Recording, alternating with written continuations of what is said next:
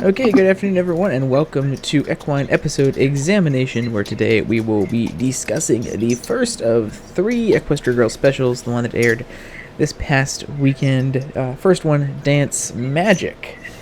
So that's what we'll be talking about today. So if this is your first time on Equine Episode Examination, we record these episodes live Tuesdays at 5 p.m. Eastern Daylight Time here at CinemaQuestria.com. So if you are watching somewhere else or watching a recording of it and want to participate in our discussion on new episodes or the Equestria Girls specials for at least the next 2 weeks, we will... that's the place to go to join in the chat. Just go to the stream page on there and you'll be able to join in on the chat. Pretty much what we're going to do is just going to go ahead and we'll discuss the special, what we thought of it, what our opinions of it, talk about that and discuss that, starting more general and moving into more specific things as we go on. With that, in addition to everyone in the chat, I have a few people here in the call as well. If we all want to introduce themselves, I'm Rain Shadow. I'm Big Mr. Ben. How's it going, everyone? This is Jay Smith, and this is Equestria Girls, Run Don't Walk. You might even hear Derby talk, Spike the dog, and Twy the human. Discussion never ends on EE. Okay.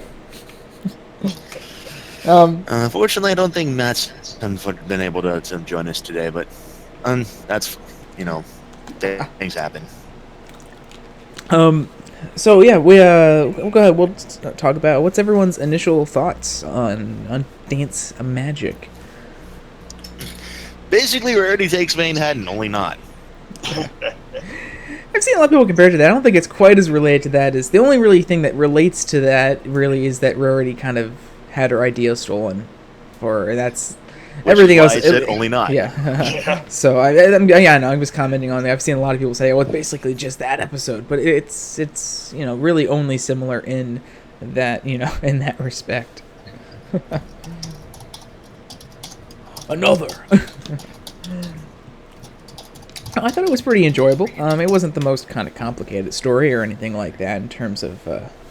It certainly wasn't as chock full of story and packed, character development and whatnot that we had in the movies, which I guess is to be expected with a shorter runtime. But it was definitely good. It was definitely interesting just seeing the show here, Equestria Girls in sort of a 22-minute more television format, being that everything else we've gotten prior in the prior four Equestria Girls things have been 71 minutes, something like that, movies. So it was quite a different feel, and it was interesting to see that take, where you have the cold open, then you have sort of a consistent opening, short opening sequence, intro sequence before you get to the episode. All the same kind of credits. It looked very much like a Friendship is Magic episode, just with horsewomen instead. So it was definitely interesting to see it in that format and seeing them adapt to that. But I like what they did, and overall it was enjoyable, and it was fun finally seeing that song kind of animated. So.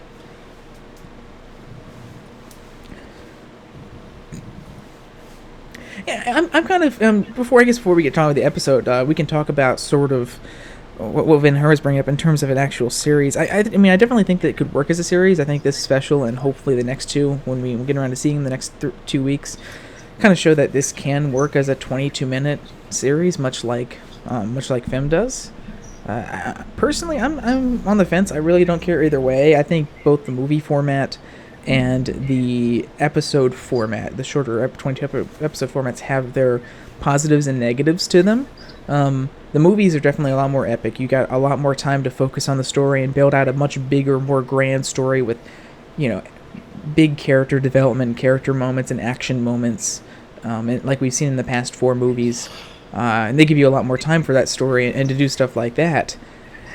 And it works really well. I really like it. The problem is, you have to pretty much, you only have like one movie a year, obviously, and you have to choose what you focus on. So pretty much the first 4 movies have been focused on Twilight, Sunset Shimmer, Sunset, Shimmer, and Twilight, and in that order. And so, the other not that the other characters didn't have their moments or character development or time to shine, but you really have to kind of focus on one character per year, or maybe two characters per year in that scenario, which doesn't give you a lot of opportunities. And that's kind of what either a special format like we're doing this year, or if they do like some sort of TV show in the future, the short stories are going to be shorter, so you don't have as much time to do maybe these more big stories, or big character development or action story, like we do in all the Equestria Girls movies.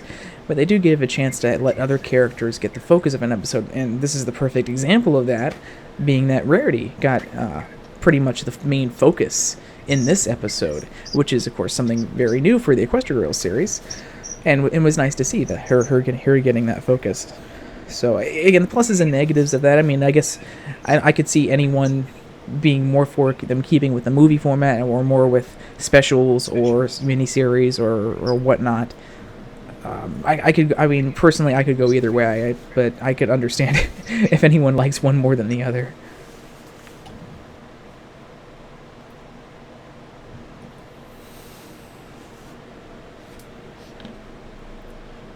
We can kind of get into the story and the writing, and before we get into this, I mean, we should probably give a little background onto sort of what has come to light in terms of the development of this of this first special here, because there's been a lot of different things that have come out after this had released over the weekend.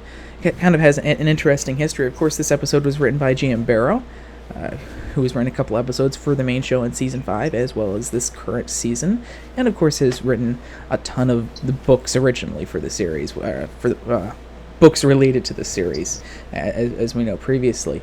Now, it had come out after this episode. As you know, this episode contains and is titled after the Dance Magic song, which was originally released 2 movies ago on the Friendship Game soundtrack. Of course, that was before Legends of Everfree, so this song has been out for a while, so it's definitely interesting to see it appear in this special and have this whole special kind of surrounding it now. And so after this episode premiered, it came out from the Issy and some of the other Issy Russell and some of the other producers, directors of the show, that this particular special was actually written and made before Legend of Everfree. Which explains why that song was originally on the Friendship Games soundtrack. This episode was supposed to come out after Friendship Games. At some point in the development production of the episode, Hasbro decided to change the delivery order of it and wanted Legend of Everfree to come and be finished first. So they stopped production on this, and they focused on Legend of Everfree and finished that production. For it. So this was actually supposed to be released before Legends of Everfree. It explains why the Dance Magic song came out so long ago on the Friendship Games album, and why G.M. Barrow is credited with writing the lyrics to the song in this episode, which confused me at first, being that that was so long ago, and they just said it was unrelated to Friendship Games, just an unrelated song. So it's definitely kind of an interesting change to figure out why they did that. They did mention that they had to obviously make some changes with the episode. Once they found out that the delivery is going to be changed and it's going to be taking place after Legends of Everfree. This episode does canonically take place after Legends of Everfree. In the original version of this, they said that the Humane Six were actually raising money to attend Camp Everfree.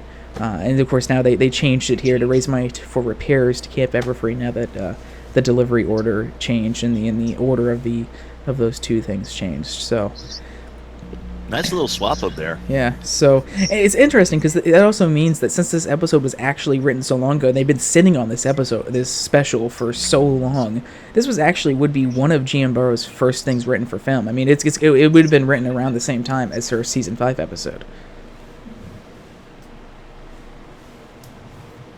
I just happen to really like the fact that it's kind of funny because the whole the events of Friendship is Magic, the main series, seems to be taking place over the course of a number of years, or at least it implies to be. I really can't be too sure in terms of like, at least a year. At least a year has passed in the show. At least 1 year. Yes, but the events here of Equestria Girls all seem to be taking place like within a very short amount of time. It's like because at least from Friendship Games on, there's Friendship Games, there was Legend of Everfree, and now Dance Magic, and all of this takes place at least within the same 4-month period, probably. Yeah.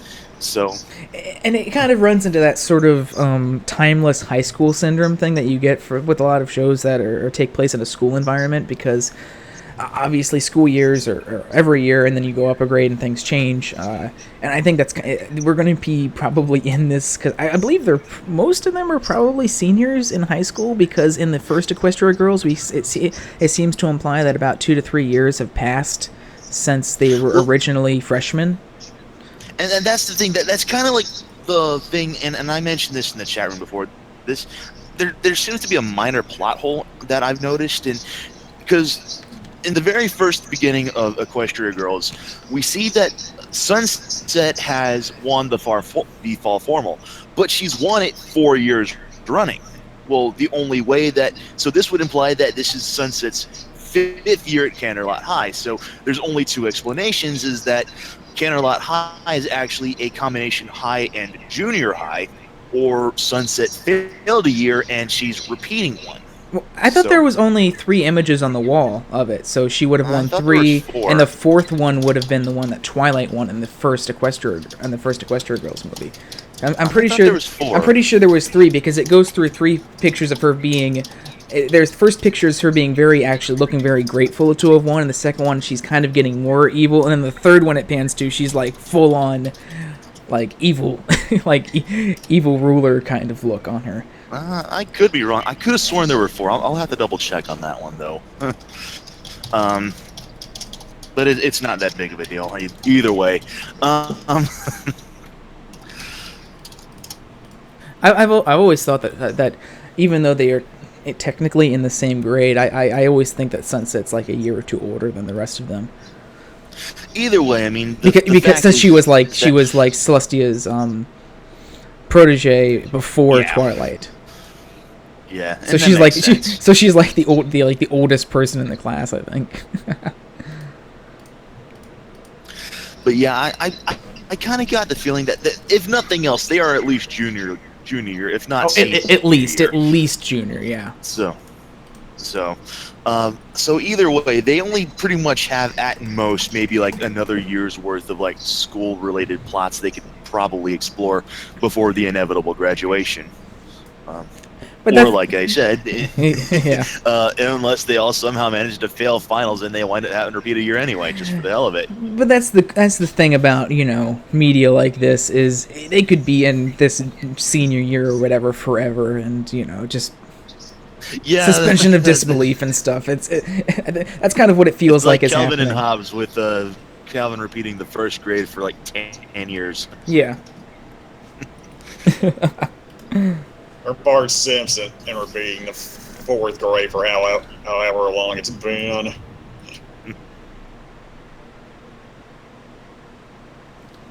Yeah, I agree with Diggs there. I would love to see them eventually, no matter how, if or how, when they continue this in a movie or something.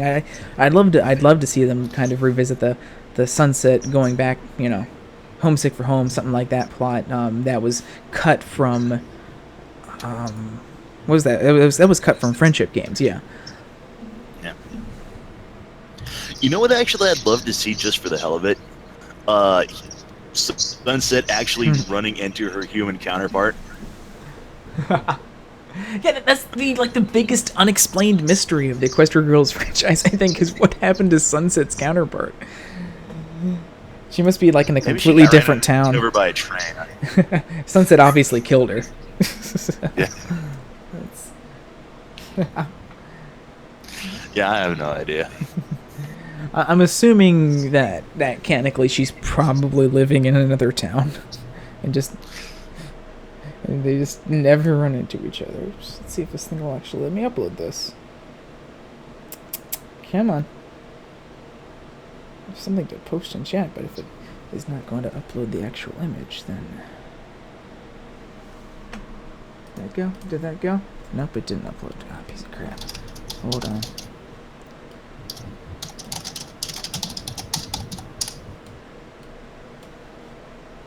Now you're gonna upload. So yeah, here's the screenshots from the wiki. So yeah, there was just three photos there. Okay. The good as they label good, special, and diabolical, which is great. That's about the best description I can give for those ones. All right, well, I stand corrected then. Which would imply definitely that at the very least Sunset is in their senior year, unless it's like you said, some sort of special case combined junior. That it's interesting, but they did call themselves in that original photo freshmen, which would imply this would be like a 4-year normal high school thing. I would think, because that's when they were at the freshman fair, and they obviously looked really really young in that original photo that they stood. So. I've always thought of them as sort of seniors myself. This is kind of like their final year, where everything happens. Yeah. And they fight how many evil equestrian magic people? Yeah.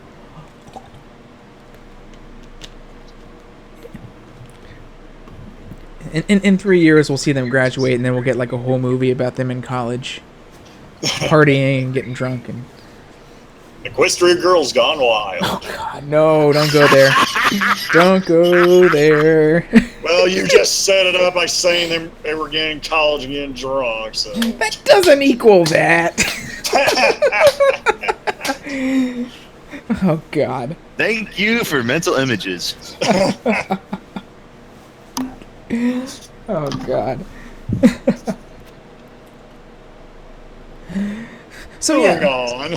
Moving on back to this. So yeah, that was kind of the whole spiel about how this continued production. I'm kind of interested in why they decided to change the production order of it and where this actually was supposed to lie.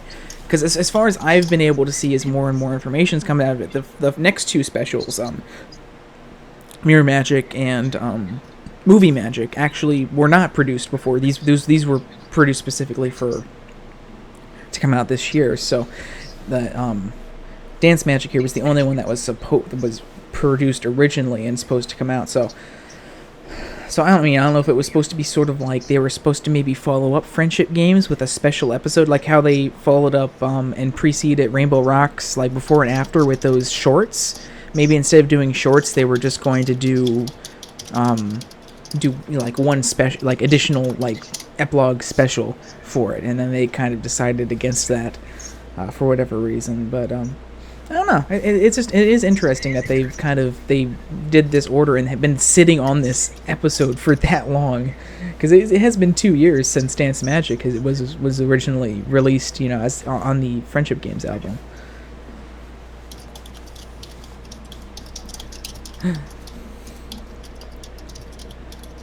So yeah, moving on to the story and the writing discussion, as we mentioned, this was written by G.M. Barrow, so this would be one of the first things she's written for the actual show, along with her season 5 episode. Like I mentioned earlier, it was great having a story focused on one of the other Humane 6, other than Sunset or Twilight, like all the other movies have, and this one was focused specifically on Rarity.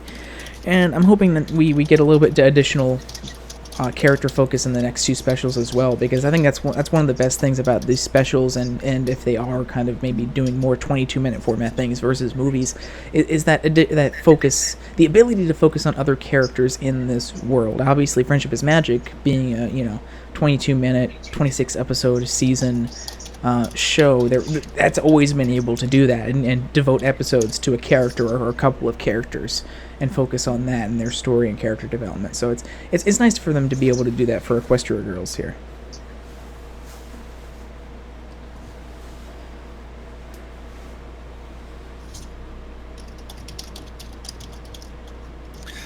I also like how, in regards to this particular episode here, they not only just have the writing set up to where it's whatchamacallit, changed over to where they're fixing Camp Everfree as opposed to raising money to go to Camp Everfree.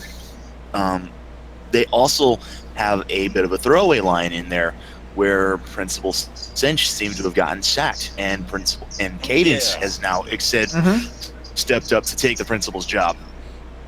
Yep. So that's now pretty much in line with the fem universe. There, she's the quote unquote principal of Crystal Empire Prep.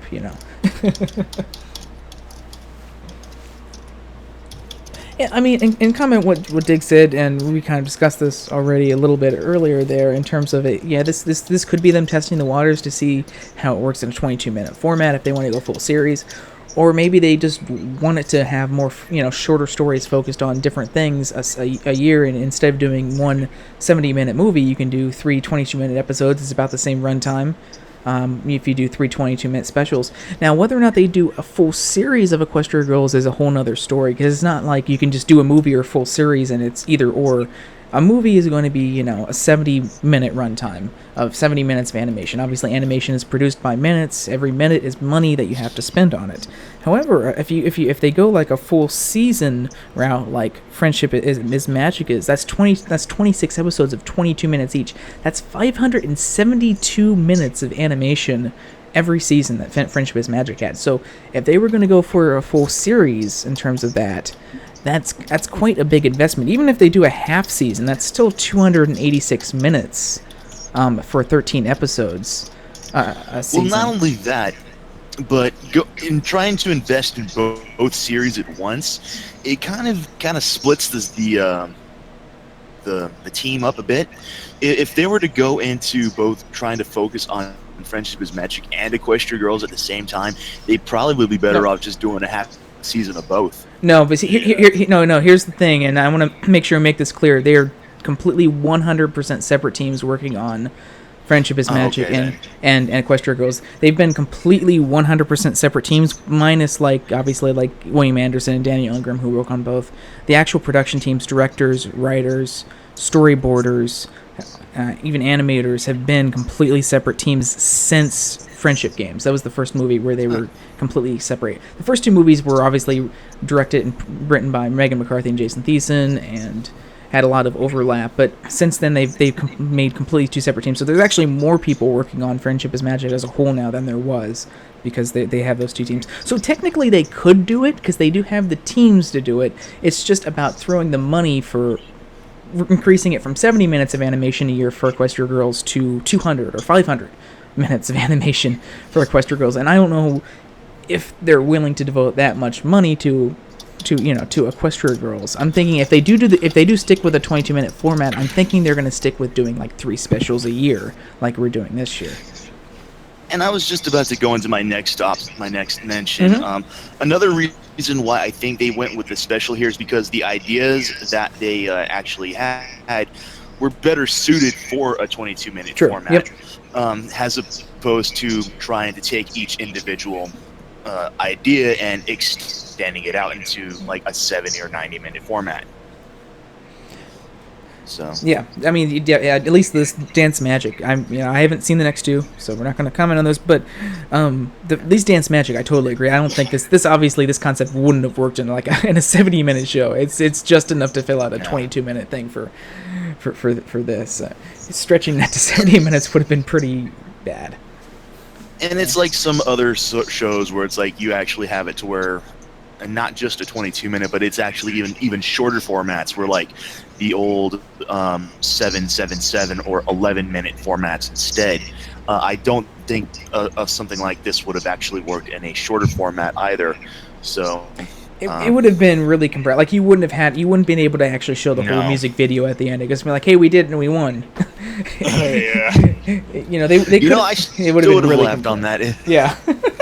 I would have laughed if after they had gone through everything and they teamed up forces with the Crystal Prep students, that they would have did everything and they still would have lost. They lost to a music video of Derby playing the bandsaw. That would have been a Shaggy Dog story to end all Shaggy Dogs. But then Derpy gets really she's very nice and she donates the money to them, and in the end that would have been a great end.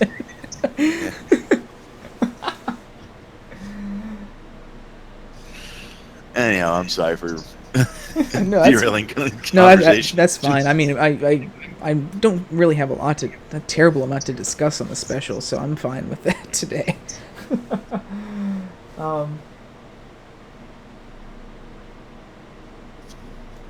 Yeah, in terms of, we can talk about, we kind of hinted on this before, but the similarities and dissimilarities to Rarity Takes Manhattan. I've, like Radio said, I've seen a lot of people compare it to that, but I really think the only thing that this episode has in common with that episode is that Rarity's fashion idea got stolen. Where there was kind of more her fabric got stolen because she was too generous and gave it. Here, Rarity wasn't really being generous. She was just kind of being too trusting of them and just telling them, oh yeah, this is a great idea, and then they just wound up stealing it. But where the episode went from there was obviously completely different. We didn't, Siri was always kind of a bitch there and just had no regrets about stealing it, and Rarity kind of had to overcome that in the end and make a new better line. Here, Rarity kind of does the opposite, where we see them, and when they're at the diner scene, the Crystal Prep girls are actually talking about how Rarity's so creative, and she'll just come up with another better idea anyway, but they can't do that. And that's kind of like the opposite. That's kind of what Rarity did in Rarity Takes Manhattan. Was she came up with a completely different idea and wowed people even more with that. But here, of course, it's a little bit different. Rarity and the Crystal Prep girls kind of make amends in the end and decide to work together because they both have a talent to bring to the table that the other doesn't have, and they were able to combine their talents to win the thankfully more than enough money they need prize, so they could split it between them. And I had to agree with Tim on there. I mean, I loved, I agree with him in that how the antagonists are actually humanized as opposed to being like, Suri Polomera, where she's just rotten to the core. Yeah. They're actually, they did steal Rarity's idea, but they're actually trying to put on their own show to try to, promise the other students that, hey, we're going to win, and we're going to have this party on a yacht, and we're going to be, we're throwing it for these guys, and the whole thing is that, okay, well, if we can't actually win the competition, then real jerks in it, and they stole the thing, and it matches with they're kind of the middle of the road between their old personalities at the beginning of friendship games and kind of them schools, but we will also have failed to deliver on our promise, and we don't want to let anybody down, and their reasoning's actually very good. I mean, yeah, they were kind of real jerks in it, and they stole the thing, and it matches with they're kind of the middle of the road between their old personalities at the beginning of friendship games and kind of them sort of getting a more appreciation for friendship at the end of friendship games. So we kind of see them in like the middle of the road here. So they were jerks and they stole the idea, but we they're right. I mean, Rarity's really talented. She could probably have come up with another idea pretty easily and done that if she would actually, put her mind to it instead of, going to confront them about it. And then also, like Tim said, I mean, at least the Crystal Prep students were, they were open to cooperation. They were more than willing to, work together. So it's nice to see that they actually were like that. Yeah. I mean, it was definitely nice to see that, being that they seem to have sort of begun to change their personalities at the end of friendship games. So it was nice to see them still kind of keeping that nice breed. They weren't just total assholes again in this in the end, deep down underneath that facade, they were just really desperate to win. And we know from their past experiences and from what the main six said in this episode that yes, the Crystal Prep people are all about winning and competing, so it makes sense. I also agree with DM12. Was like, who was it that mentioned? Because they even said that working together is the most logical plan to go with on this to help to work together and consolidate their talents, with the Rain Booms being able to provide the music and the Crystal Prep being able to provide the dance moves. Mm-hmm.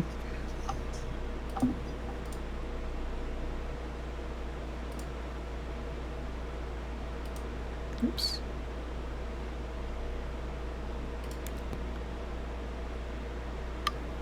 But yeah, that would have been Sugarcoat that said that. Yeah. Sugarcoat. Okay. The sort of sort of weird AJ. With the brutal honesty. I do have to admit, I also have to go add a bit of a corollary onto what Tim was mentioning. I also kind of half expected the Crystal Prep students to kind of bounce back after they're working together, and they were like, we worked together this one time, but just this once, and after now we're rivals again, and ha ha ha, and losers, and then they like run away laughing or something like that. I have no idea. So I'm kind of glad that they didn't do that either. Yeah, the lesson is you can still be rivals and have competition, but be friendly as well.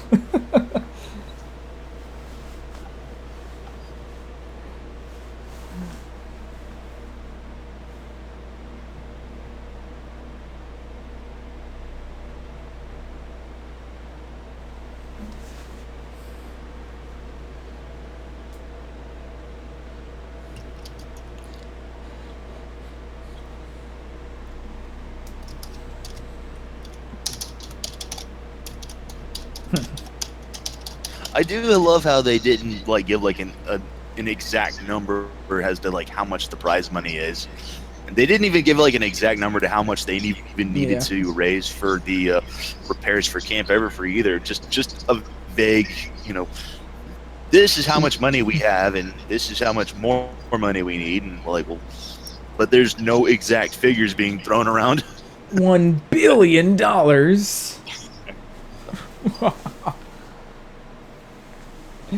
Yeah, I mean, it's kind of one of those unnecessary, things in storytelling where it's kind of unnecessary, and if you try and do that, then you're just opening up a whole other can of worms of potential problems with your story. So, we just know that the prize money was more than double that both teams needed, so they were able to get more out of it.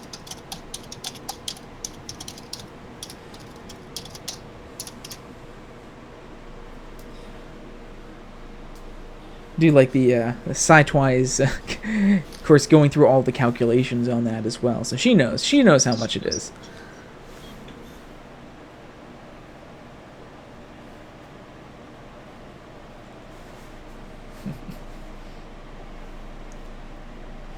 Does that mean Shining Armor is vice principal? I wouldn't be surprised, to be honest. Are they married? I guess they haven't really said. Are they married in this universe yet, or are they just still dating in this universe? I don't think they ever implied anything like that either way. Did Crystal Prep disappear for 1,000 moons at some point in return? Nice.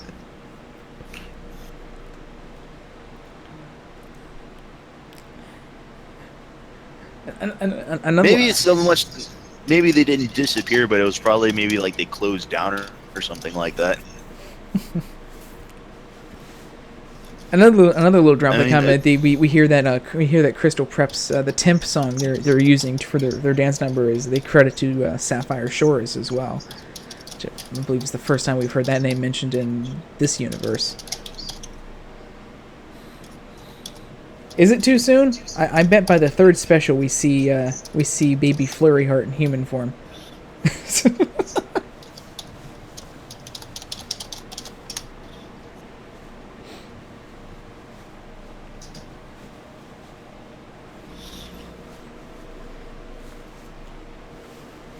The baby is actually superintendent of schools. Oh wait, no, that's supposedly Discord, right? Super Nintendo Discord.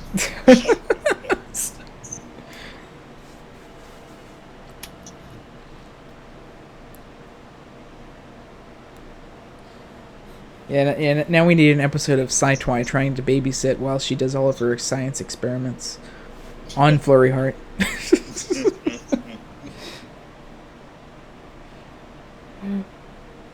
Oh no, I've increased Flurry Heart's size by 10 times.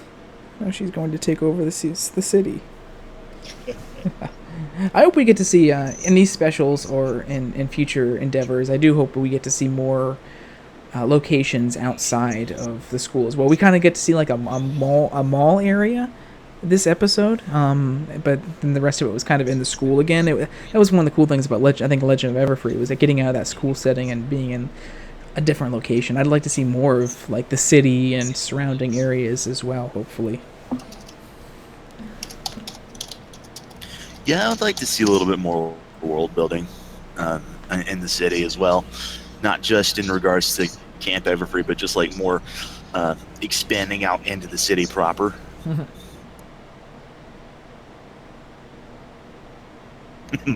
Malhal.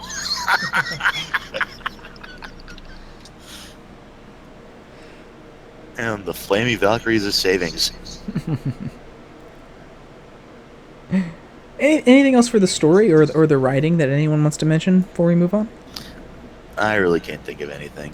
Yeah, that's about all I had.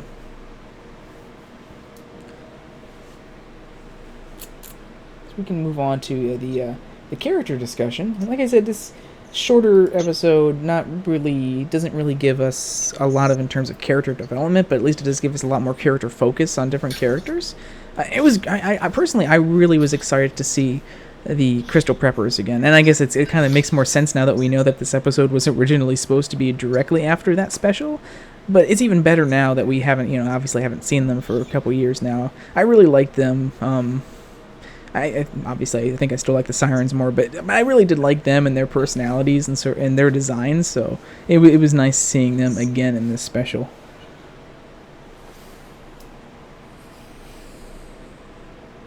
I was also really happy that Sour Sweet kind of got the main focus on their side, where Rarity got the main focus on the Humane Girl side, because Sour Sweet is probably my favorite of the Crystal Prep ones.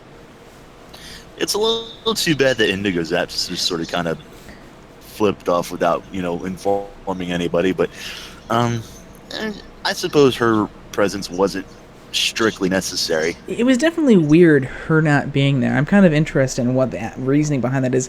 Pretty much multiple people, both Issy Russell and the writer Jim Burrows, said that she's on vacation when they responded to it, which I guess in universe is a reason enough.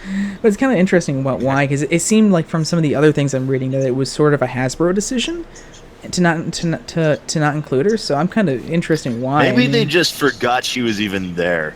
Well, no, because this would have been produced like directly after the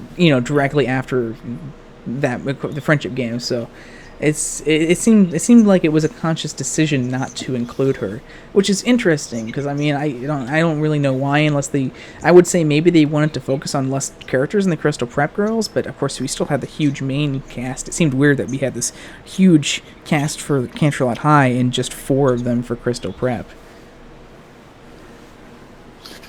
And before Indigo Zap's absence just winds up being significantly pivotal to like a next series of specials. There's going to be an entire special next year devoted to Indigo Zap's vacation. I would watch it. It's like Chevy Chase's Christmas Vacation, only not. National Lampoon's Indigo Zap's Summer Vacation. Yeah. It sucks though. I really like her design. I like the goggles she has, since she's pretty much the opposite Rainbow Dash. Hey, you know what? It fits. If she's the opposite of Rainbow Dash, she's the opposite of Loyalty. So yeah, she's not going to be here with the rest of the Crystal Prep Girls helping them with their video. Perfect. It makes sense in universe.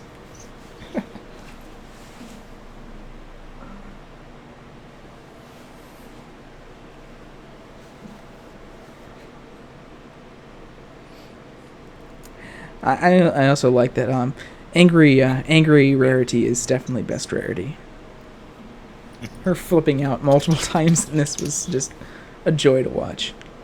Yeah, I love some of the expressions that they gave on this one.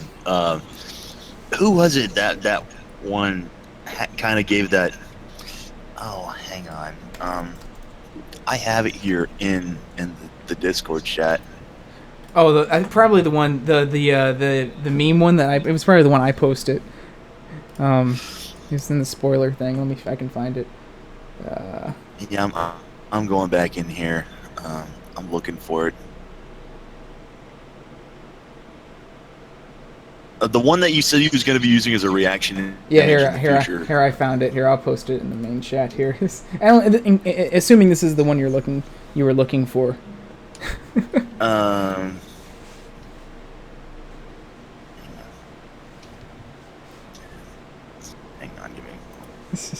That's the one that I remember, the you dense motherfucker one with her. No, not that. I mean, that one is a good one. I love that That's one. a very good one. I do love that one. but no. This was the one I was talking about. Oh yeah, that one. Yeah, with lemon zest. Yeah. That was her name. I couldn't remember her name off the top of my head. Just the one where she was like, kind of like, why? That's another perfect reaction there to use in everyday circumstances.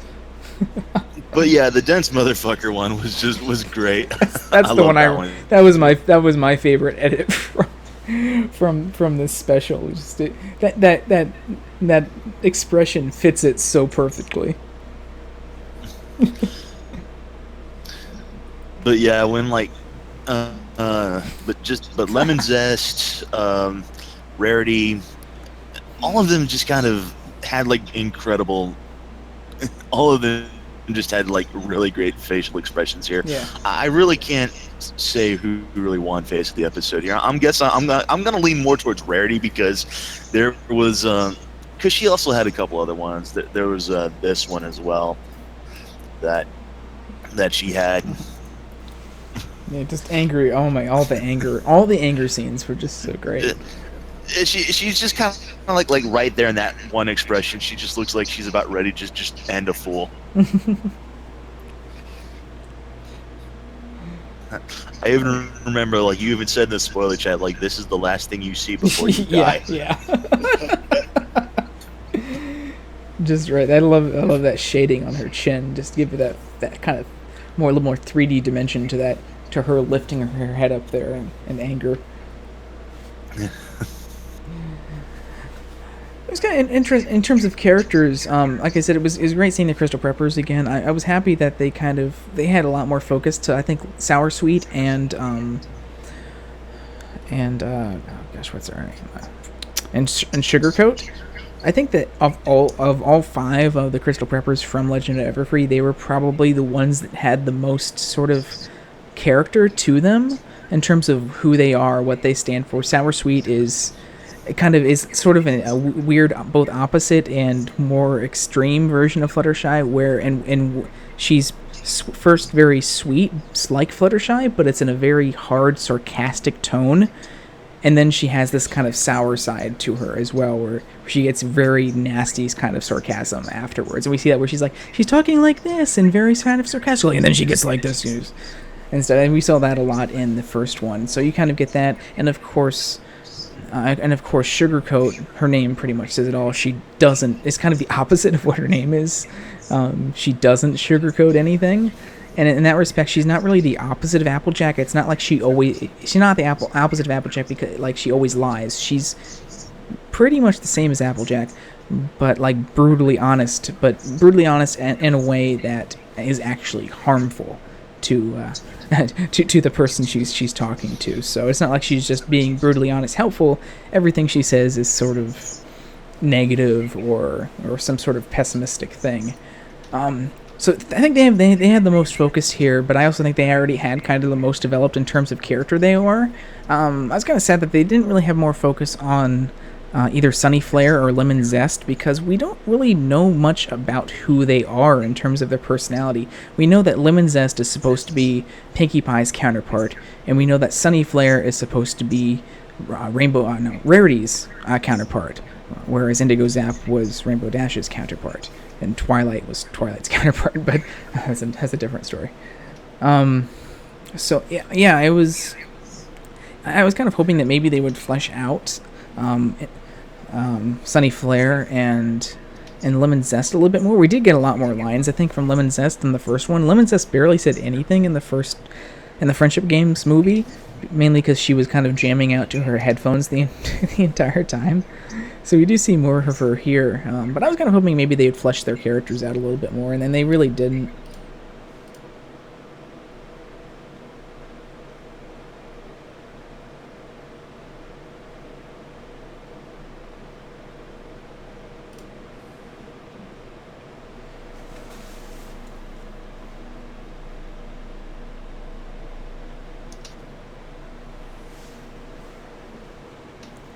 Yeah. That's how we know who is the counterpart to each of them. If you didn't already kind of get from their sort of personalities, is in the Friendship Games intro they did match them up with their counterpart. So like I said, we know who their counterparts are, but besides sour, sweet, and lemons, besides sour, sweet, and sugarcoat, I don't really think each of them has a sort of shtick that they have, like the main six obviously have like honesty, laughter, etc. We know sour, sweet, and we know what sugarcoat's deal is, but with lemon zest, indigo zap, and sunny flare, we know who they're kind of supposed to be paired up against, but they start really they're given some more lines in this special, which is great, but they don't really flesh out what their personalities are, other than sort of sarcastic like the rest of the Crystal Prep people.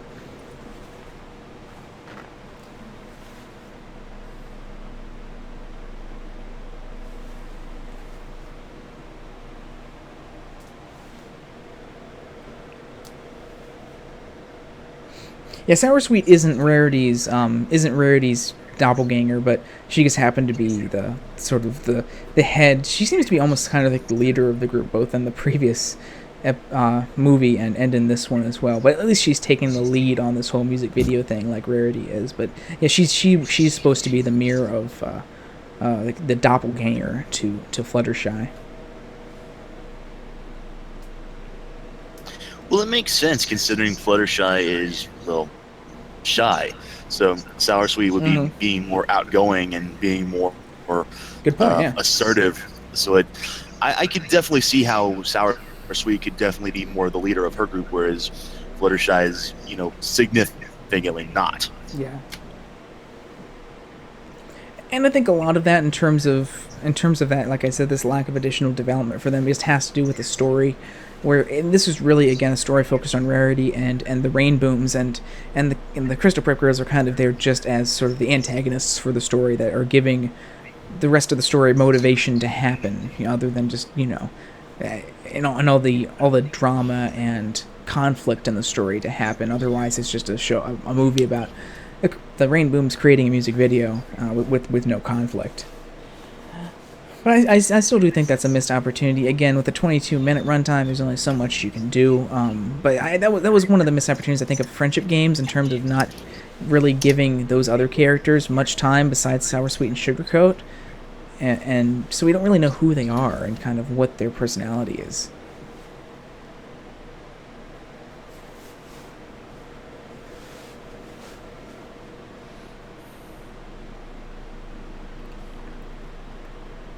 But yeah, Sour Sweet's my favorite one anyway, so I'm happy. I'm happy in this case. And it kind of depends on where they go. If they bring them back again, obviously there's a thing where we want to make sure they're bringing new characters and new stories into the mix. I wouldn't want to see them reusing the same characters for all of these Equestria Girls stories, and of course there's other characters I'd love to see them bring back before I see the Crystal Prep Girls again, like the Sirens, of course. I'd love to see what they're doing now, and I'd love to see them in another story. And it kind of goes back to how many stories they can tell a year in this. It's not like Pony, where you get 26 episodes a season. It gives you a lot of opportunities every year to visit side characters, to visit all the main six, to revisit older characters. It gives you those opportunities, but with the Equestria Girls, if you only have one movie a year or 3 specials a year, unless they increase the amount of minutes they're going to devote and amount of money they're devoting to the series, it does kind of limit you in terms of what you can focus on. So I don't know how long it'll be, if at all, we get to see them again, unfortunately. I do also have to admit, I kind of like how they do give a bit of a justification on how they kind of acted, because you would think that, okay, well, the Shadow Boats kind of learned their lesson from Friendship Games, with being obsessed with winning and trying to cheat doesn't lead to anything good. But Twilight actually says, as eye-opening as this incident was, it's not likely to change what's a deeply ingrained part of the Skull's culture. So and even the Shadow Boats themselves even admit at the end that they let their mentality of winning at all costs get a little too far, but they do wish to change that. So I kind of glad that they how can I say this, that they revisited that, or at least kind of pointed that out. And they can't stress enough how good the line is at the end there when they're in the diner and Sour Sweet says, when they're talking about this and why they said what they did and did what they did, she's like, well, I mean, Rarity's really talented. She's really good at this kind of stuff. She can easily come up with something, but we can't. So it kind of gives a little bit more motivation behind what they did. Like, they aren't just stealing it because they're dicks. They're stealing because they're desperate, and they think that Rarity's good enough to just come up with another idea. So I did like how they continued that. It isn't just like they're cheating again or going back. They have some motivation behind what they're doing and some thought behind what they're doing. So while it's wrong, at the same time, when we get to that ending scene, you can kind of understand where they're coming from, and Rarity does as well.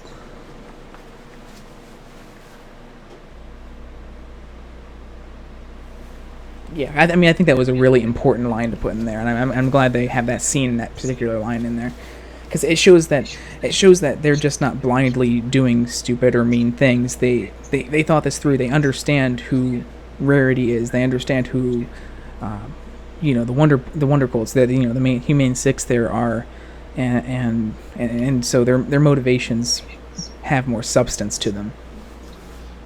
Whereas, of course, in friendship games, they were just really exceedingly focused on winning and were kind of dicks.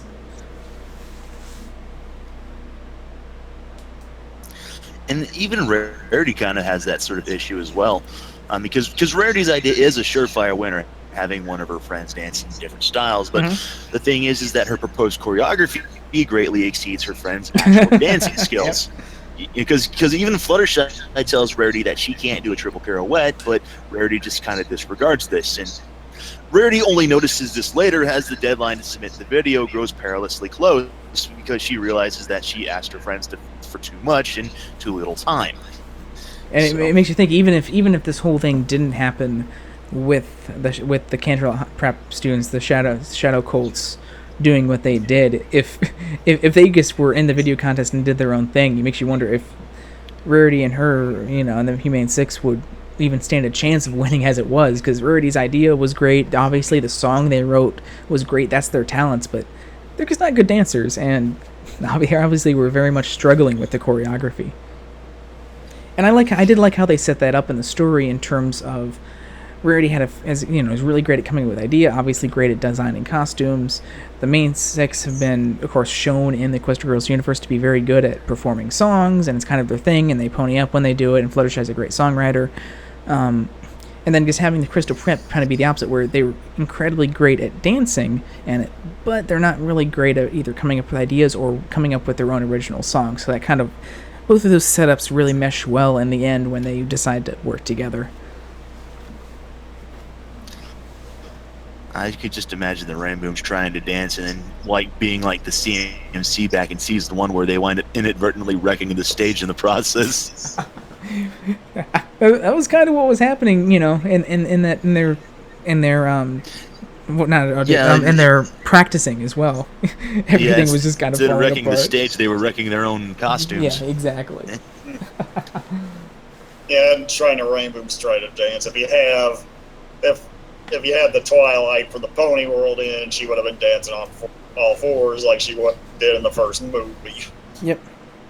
And it kind of... I'm not surprised that Human Twilight didn't try doing that anyway, just for the hell of it.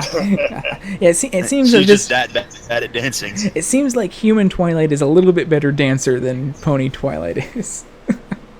Of course, Pony Twilight, yeah. I mean, I guess she was never a great dancer in the Pony universe either, but when she came to the Human universe, and I guess doubles down in terms of that. In terms of Fluttershy, I guess it brings a lot of context to the actual song's lyrics, because, as we mentioned before, this song Dance Magic was obviously released on the Friendship Games album 2 years ago. And it was kind of one of those things where you're listening to it, and it's a song about the song is, if you pretty much genericize the lyrics, TLDR it, it's all about the Shadow Colts and the Wonder Colts working together. They mention that a lot in the song in terms of, here's what the Wonder Colts are, here's what the Shadow Colts are, everything's great, we're partying together. And when that album originally came out, obviously the Equestria Girls albums for the movies are released before the movie actually comes out, and I always had listened to the movie albums before actually seeing the movies and trying to place like, oh, where that aspect as well, and it turned out it wasn't in the show at all.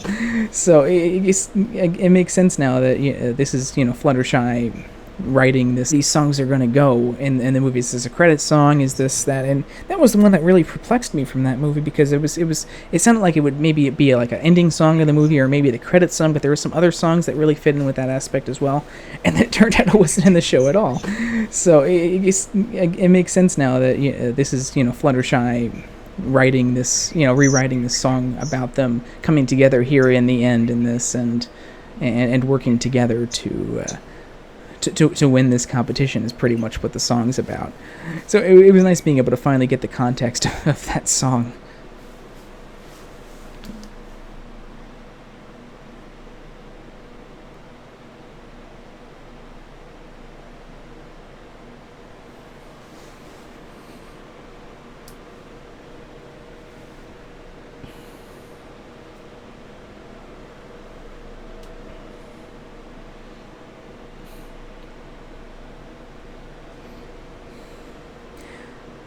Anything else for story or character discussion? I guess one thing I saw mentioned in the chat, and we were discussing some other stuff when it came up, is Spike in here. Spike doesn't have a huge role in this episode, but I did like he sort of had he was sort of in his best kind of persona, like at the beginning when he's like, you don't really have a plan, you got nothing, do you? To Rarity, he has that kind of very smug look on his face.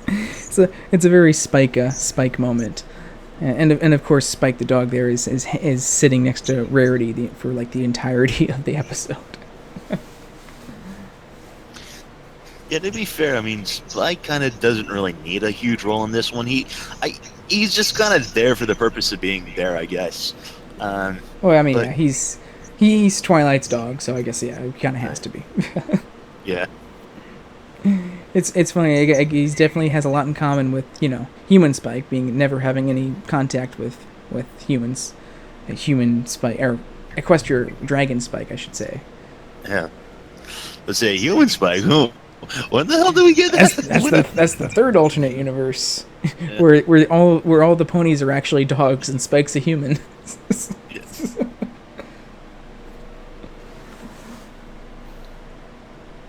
So it's basically like a Friendship's Magic version of Littlest Pet Shop. Sure, yeah, that's what it is. Well, we do have the Twilight dog in that show.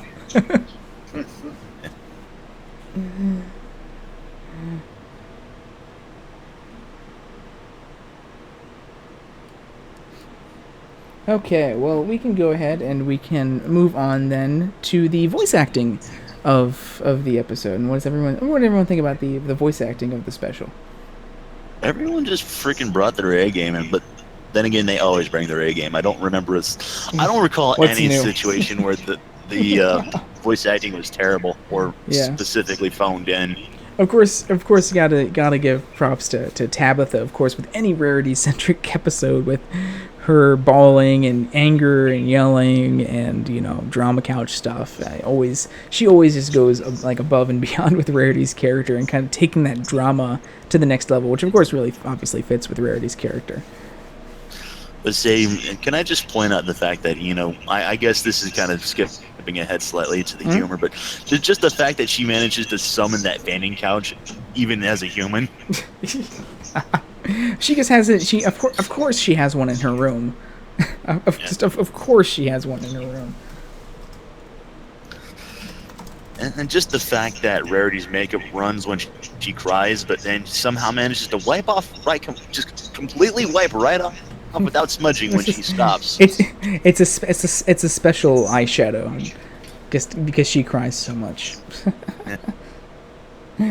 So it was of course nice to see all the VAs from Friendship Games return for the Crystal Prep students, with the exception of Indigo Zap, of course, who was voiced by Kelly Sheridan. So it's not like she's not available. So I don't think her not being there was a voice actor issue, since she voiced Kelly Sheridan voiced that. In terms of the other ones, really the only returning one, like actual main kind of like Friendship is Magic voice actor that voices one of them is Lemon Zest, who's voiced by Shannon Chan Kent, who is of course Pinkie Pie's singing voice actor.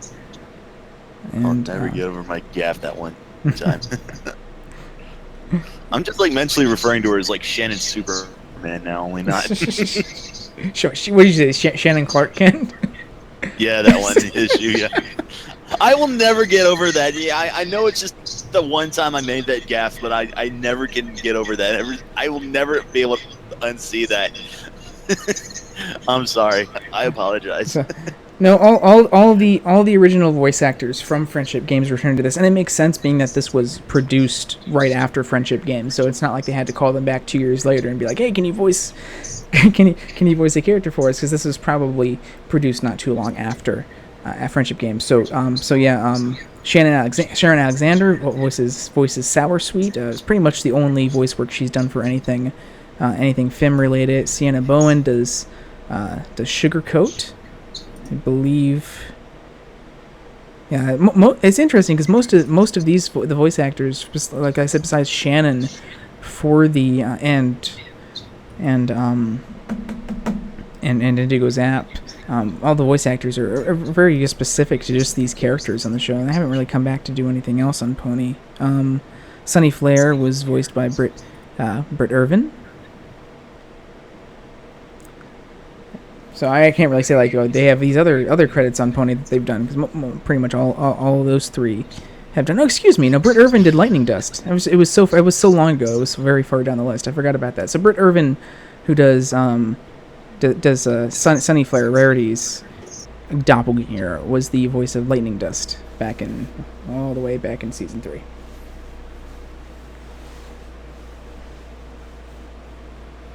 I really think that the TV announcer was probably Issy Russell or one of the other like storyboard supervisor or something like that. Usually that it's not like it was a very familiar voice. That might have been Issy. But yeah, they weren't credited, but it was probably because it was part of the production crew that did the voice, and it was such a short time.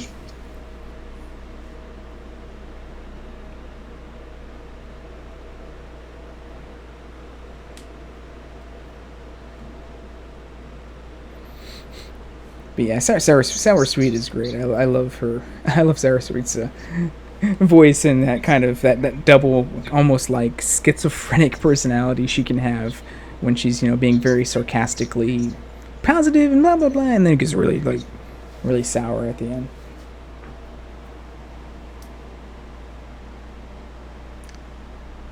Yeah, I'd probably say I'm 80% sure that was probably Issy Russell, the director.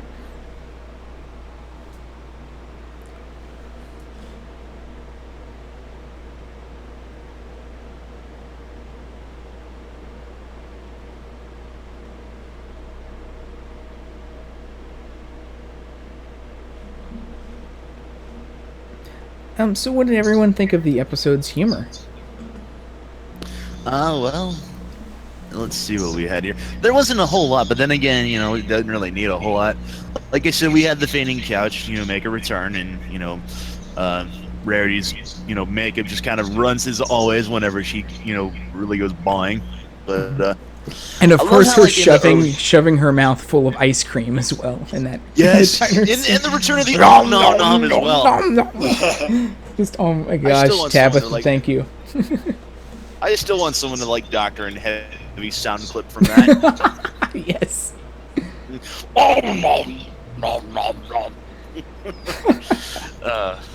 Perfect.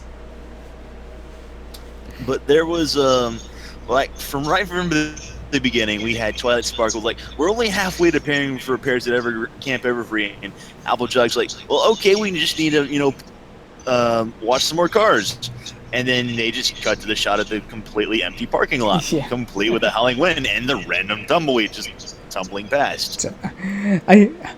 I saw this mentioned. There were people in chat were talking about this earlier, so I'll mention now just the amount of darlings that, when Rarity was talking to Fluttershy when they were practicing, he's like, "Darling, of course you can, darling." It's just like, how many darlings can we fit into a sentence there?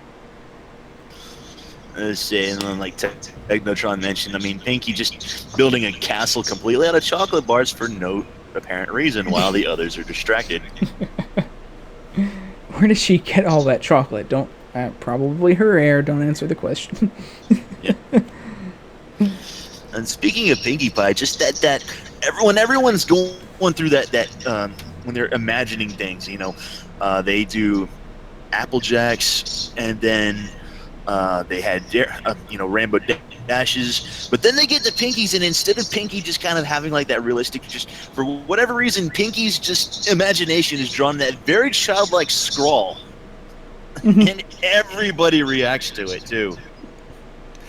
Yeah, all of those music video ideas scenes were so well, and it's obviously they're just talking, but I just loved how the characters, like the animation, like kind of react to what's going on. Like at the very end of Rainbow Dashes, like there's an arrow that gets shot past Pinky and it hits a tree, and Rarity's like, "Oh God, you got to get out of here."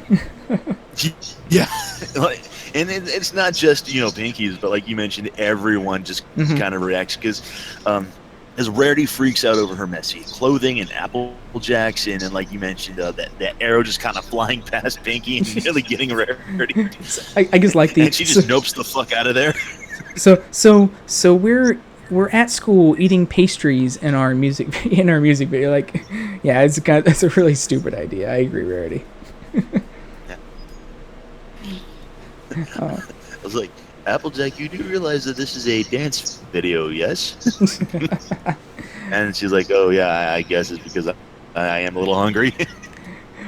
There's a lot of really funny back and forth dialogue as well, like when Rarity and Twilight were going and trying to sneak into Crystal Prep there to spy or to confront the Crystal Preppers there. And so Rarity asks Twilight, where's the dance studio? And Twilight's like, there's a dance studio? Didn't you go to this school? Well, I can show you where the library is. I really loved that whole little tiny bit of back and forth there. Like, yeah, it's typical Twilight. Yeah, of course you would know where the library is, but not where anything else is. Yeah. It was really, because the line delivery by Terror on that line was really good too. I mean. And then of course before they did that, and Rarity was going on that angry tirade and stuff, and she's like, "Who's with me?" And then everyone just kind of stays their silence, and she's just like, "No, seriously, who is with me? I have no idea how to get to Crystal Prep." So speaking of back and forth, there was that one when Rarity was running into the Shadow Bolts when they went to go sign up for the Chance Prance competition. Like, are you girls here to sign up for the competition? Well, we definitely aren't here because we like standing in queue. Yes, thanks, Sugarcoat.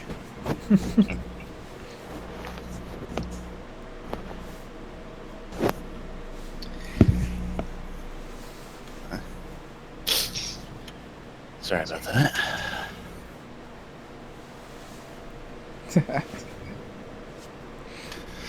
I also have to point out that not only the Rarity kind of using the fanny couch and drowning her sorrows by stuffing her face with ice cream. The thing is that unlike Pony Rarity, who's generally indulges in that in home, the difference here is that human Rarity is doing it completely out in public in front of God and everyone, and getting kind of rather awkward expressions from everybody available. Yeah. Surprised the Crystal Preppers didn't hear her bawling it out over there.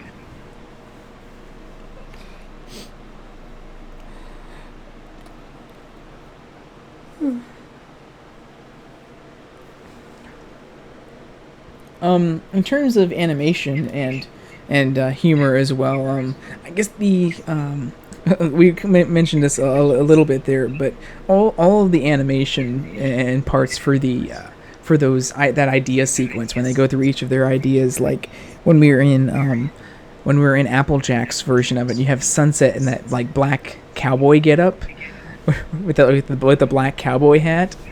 I guess slightly kind of a reference to like Westworld, where the bad guy in that series has the black cowboy attire and stuff. But it looked really good on Sunset. when we get to Rainbow Dash's sequence there, we get Apple. You know, it's obviously a whole parody of Indiana Jones with the whole daring do thing, but Applejack there is actually pretty much, while the rest of them are kind of wearing like the normal like daring do attire, Applejack's actually wearing like a full-on Indiana Jones parody attire. Like it's pretty much Indiana Jones's like jacket and pants and like everything. So she, which was a nice little touch there. And then of course what we already mentioned, just Pinky's video idea and just the animation on that whole sequence there with like the kind of almost crayon style animation. It's kind of one of the pluses of using Flash is that you can just kind of use different brushes to on the characters' edges, so they kind of had this like spotted crayon like brush for the edges, and it looked really good, like both in stills and also when it was animated. It was really like a very appealing look. I think that was just I really enjoyed the animation on that, and of course that whole scene was just so funny and just wacky.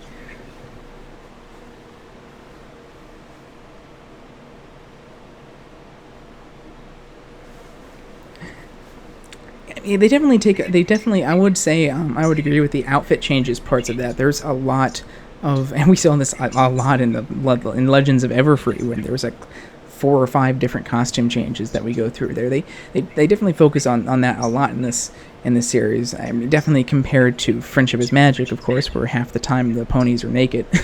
So I guess they have to dress them up, but I do like how they just don't keep their normal attire all the time. We do see them in a lot of different really well-designed costumes and dresses and stuff throughout the series.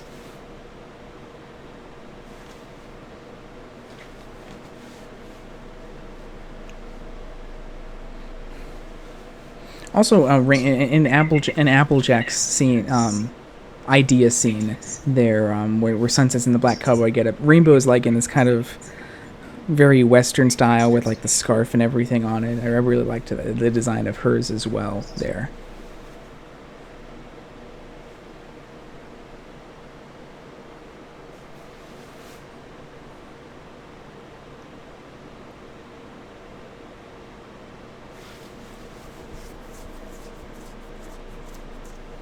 The animation for the entire and storyboarding for the entire Dance Magic musical number was really great too. I just really liked all the costumes in that. I mean, much like we mentioned in Legends of Everfree and all the costume changes they go through that, and I really liked all those different costumes they had here.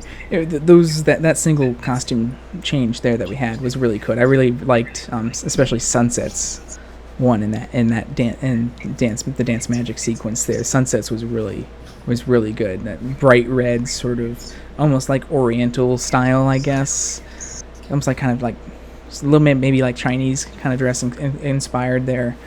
Was really cool. And of course, like you have Rainbow Dash. Her attire for that entire sequence was just like outrageously 90s. As well as her dancing and all the like the stuff she does with her hat and stuff. And then of course Pinkie Pie also had this like 90s rap attire for when she was doing the rapping sequence. Very hard kind of 90s with the blind glasses and stuff like that. It's not the first time that Pinkie's kind of went into that sort of rap. It would be the third time.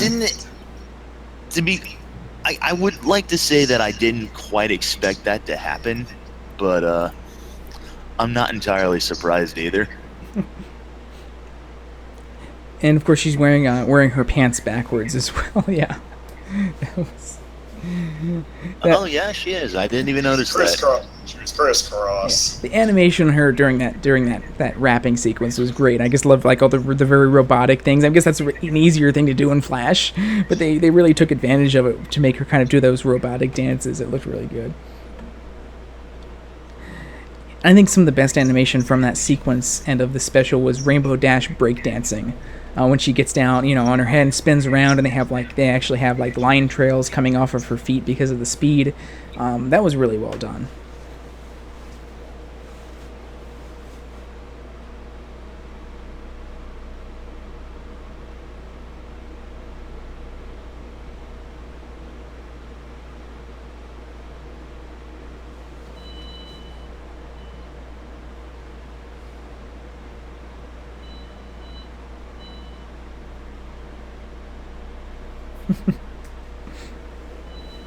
And also, I think my favorite sequence. Let me see if I can find the GIF of it here real quick.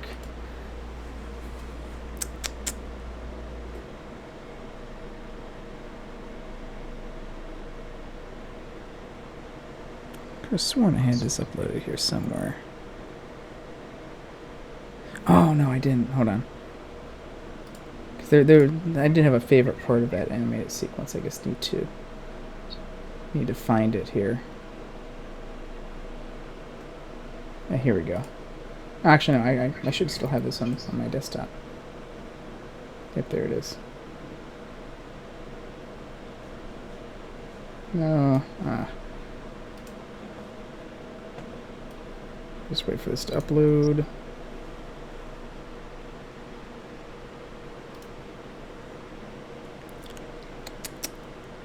Okay, here we go. This was probably my favorite part of that whole video there. Just how it ties in, the style of it, and how it ties into what's going on in the music there.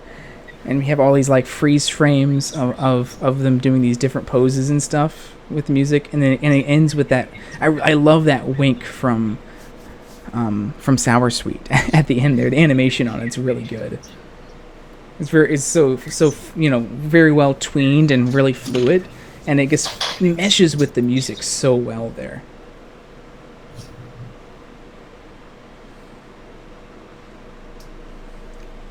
The GIF doesn't really do it justice, because you really have to sync that with the music for it to really get the feel of it.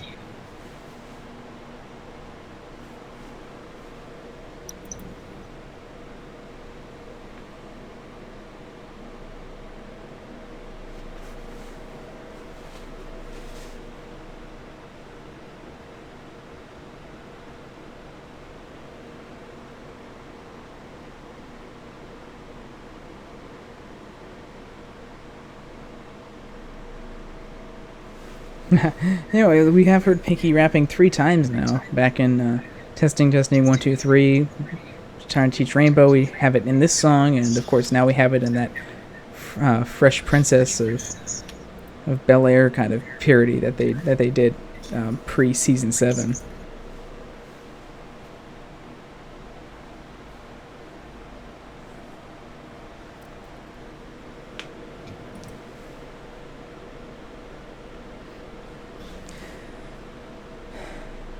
I think that's all I had. Anything else anyone else had for humor or animation, the visuals for the episode or for the special episode, special, whatever? I'm pretty good. Being the favorite, the best animation in the entire episode, Pinky's crayon drawing dream sequence. Yeah, that really turned out well. It looked. It's like Pinky animated herself. Some things like that, where they have like a very stylized look like that, they look really good, like still framed, but they don't look as good when they're animated. But that looked just as good, if not better, when it was when you watch it moving rather than just a still frame. Still better animated than Breadwinners. Yep, they know how to use Flash to its advantages here. I think the only weakness with the animation that I still see with Equestria Girls, I think everything has improved dramatically from it. And of course, we have to take into account that this was actually produced before Legend of Everfree as well. I think the only thing I still see, even up to Legends of Everfree, with the animation is when they're running. Walking animations look good and fluid. Everything else looks great. The running animations, I think it's because just how long their legs are. They look really awkward when they get those legs out really far to run, because it just looks really. I guess stilted would be a good word to use for it. Like they're running on stilts for it. That's the only. I think that's the only thing with the animation in Equestria Girls that still bothers me, and they haven't really figured out how to make that look good when they're running with those long legs. But like they've improved so much on the facial animations. They've added so many other facial animations for their Equestria Girls models than they had in the first movie, and they've gotten a lot better at emoting with actual appendages as well.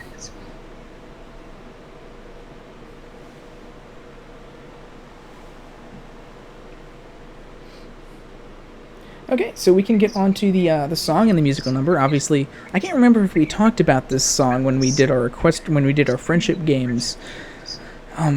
Triple E, we might have, so we can just kind of revisit it here, being that this song isn't new. It's been released for 2 years now, but it's a really fun song. The Pinkie Pie rap breakdown. Legends of Everfree focused a little bit more on kind of acoustic and some really big, like that big villain song they had in it, which was great. Rainbow Rocks probably still has some of this fun. It's catchy as all of the other songs in Friendship Games. I think Friendship Games had a nice wide variety of really great songs. Legends of Everfree focused a little bit more on kind of acoustic and some really big, like that big villain song they had in it, which was great. Rainbow Rocks probably still has some of the best music just because of the amount it has in it, and it was, but it had a lot of like the really big, very popish and very electronic music for it.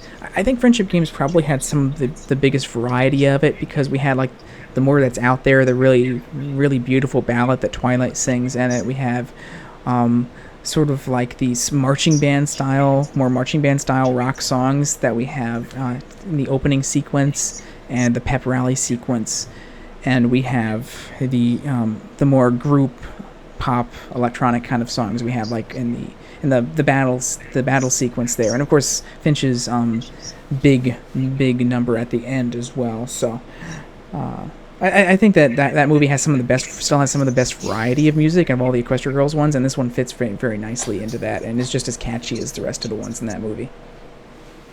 Yeah, Unleash the Magic is. I love Unleash the Magic. Not just 'cause, the beginning starts out a little slow when we're just going through the very ominous slow verses of that. But when we get to the end, it really starts to pick up with the instrumentation, and we get to that big part where Twilight's singing, and it's kind of like this almost duet, like battle duet, where you have the Crystal Preppers and Finch singing in the background while Twilight takes on this counter melody in the front. Oh, that's still one of my favorite parts of any of the Equestria Girls songs.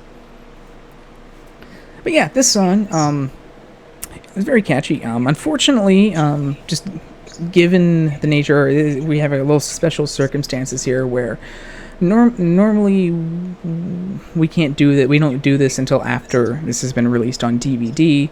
Normally this is either shown in theaters. Equestria Girls movies are shown in theaters, or like the last one, shown on Netflix before they premiere on TV, and we usually wait for the Blu-ray to come out. But this is special circumstances where it's these specials are being shown first here on Discovery Family, and because of that, since they're supposed to still be releasing on Netflix and on DVD later, like the other movies, just like the other movies, they don't appear on iTunes until they're actually released on DVD. Normally, Friendship is Magic episodes premiere the next day on iTunes and Google Play and stuff, so I can rip the score and whatnot from the high quality ones. But here they didn't do that, even though it premiered on Discovery Family, unfortunately. So they're going to be waiting till the DVD's released sometime in the beginning of August. So I don't have any of the rips I normally use here, so I'm just going to have to I've used the TV rip here from Discovery Family, which is in 5.1 surround sound. Problem with that is, if you never heard me say this before, the reasons why you really can't use the TV rips for what I do.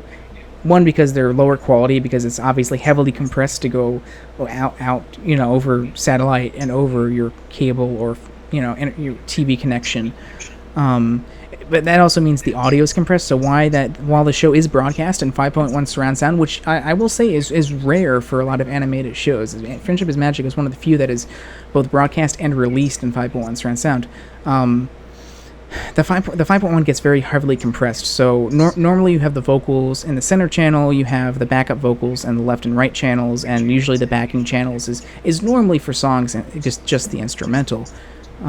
But in the TV rips, what happens is all the vocals bleed into both the left and right front channels as well. So all the front vocals are in the front, and then the backing vocals get placed in the rear channel. So there's no way to get an instrumental. So what I can show here is just pretty much just going to be the version with the backing vocals for it. So let me go ahead and capture this, and I'm going to have to actually find it in the video itself, so you'll have to bear with me here while I actually scrub to the correct time code so we can give the song a listen here. see, it's at 1840.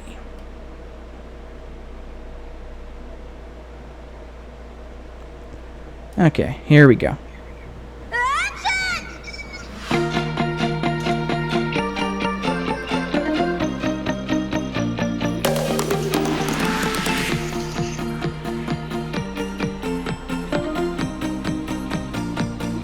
Has that very electronic backing with some glockenspiel in there as well. And here comes the backing vocals.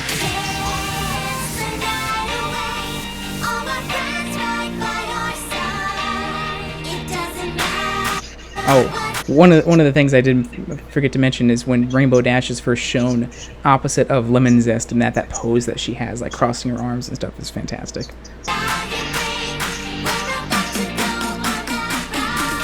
Very electronic drums there.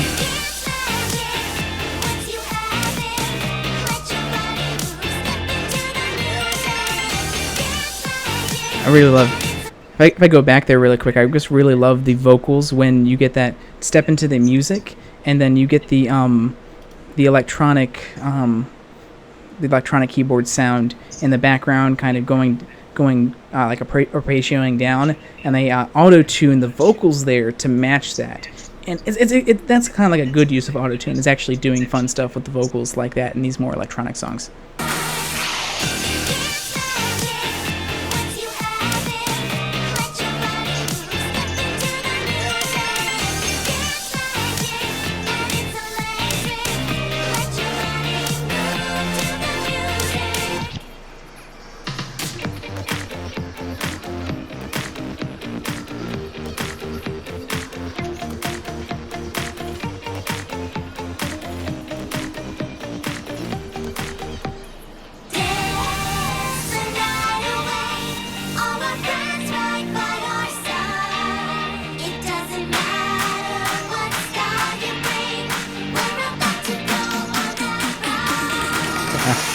And right there's that part that I was talking about with that GIF that backs that GIF. I there with it kind of syncs up right with the right up with the drums there.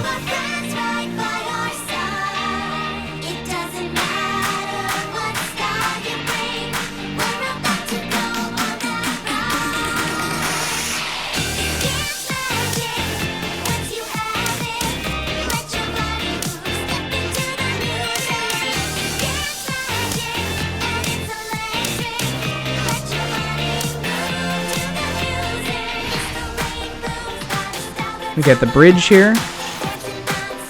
Oh, I forgot to mention that part of the song right there where they're backed with that really bright orange lights there, and their characters kind of panning or zooming like into the screen there. The animation there and the lighting of that part was really good.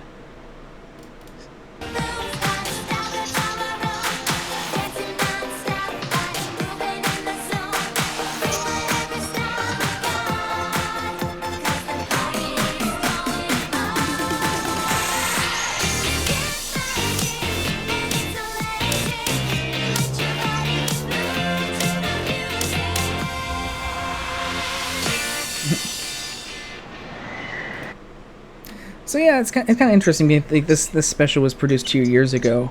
I'm not expecting the next two specials to have any songs in them as well, which means that Ingram wouldn't have written any songs this year for Equestria Girls, and only a few. I guess 5 for the main show. So again, it would make sense just how busy they are writing and recording the songs and all the score for the movie this year, which they just finished a couple weeks ago. We're actually recording the score for that, so that's exciting. Hopefully, we hear some of the score and in the trailer that's supposed to be coming out this week. So, heads up, we probably will have a This Week in Pony next week if that happens, and it should. So, but yeah, that was the Dance Magic song. Like I said, I think we've already kind of discussed this in the previous Triple E on Friendship Games, and we've all heard this song for 2 years. It's a really catchy song. I love the beat to it and the electronic drums. that they have for some of those drum fills for some of those scenes.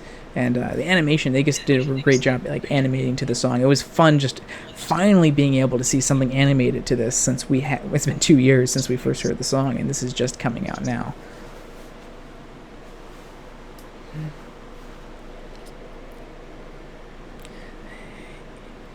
Yeah, I really like the electronic keyboard in this as well, and how it flows and meshes with the melody of the vocals as well. I think it comes in at just the right times to accentuate sort of the melody of the vocals.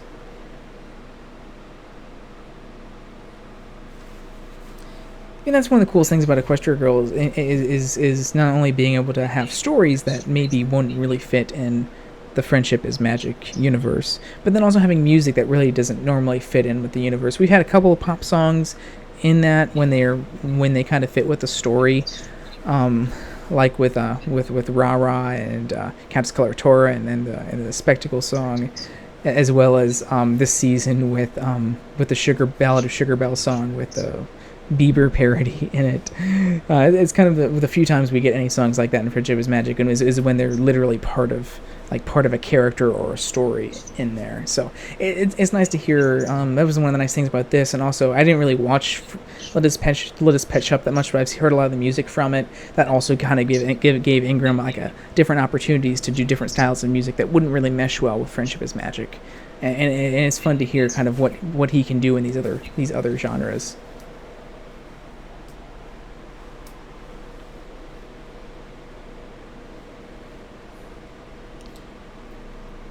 Yeah, and even a lot of the Friendship is Magic songs that a lot of people might qualify as more pop, like some of the Pinkie Pie ones, usually they add in like like a ukulele or a mandolin in the instrumentation, which really kind of holds it to for the Friendship is Magic musical palette that they have. Where of course with Equestria Girls, since it's more of a real life kind of sort of pseudo real life human world, they can have a very broad range of songs types that they can't do in terms of, pure pop songs, very emotional pop ballads like we've heard in a couple of the Equestria Girls movie, electronic songs and dance songs like we got a lot in Rainbow Rocks as well. Just stuff that wouldn't fit in, so it's great to hear some of those things. I know a lot of people hate pop and hate heavily produced music, but I'm pretty open myself to music. I just love music as long as it's actually has a lot of work put into it and behind it. Whether it's even if it's heavily produced, there's a lot of songs very big pop songs that maybe the singer is just singing someone else's song and maybe they're not terribly talented other than being a good singer. But these songs just don't come out of a machine usually. Usually someone has to write them. Someone has to write the music. Someone has to write the backing track and actually produce the backing track. And so there is a lot of talent behind a lot of these songs. And that's what I can kind of enjoy about pop music is listening to those backing tracks and hearing all the work that goes into a lot of the electronic music and pop music today. And I think the Equestria Girls movies are a very good example of that kind of music, where it's maybe pop or electronic that maybe is the kind of music that a lot of people don't like, but you can hear a lot of the work that's put into those tracks.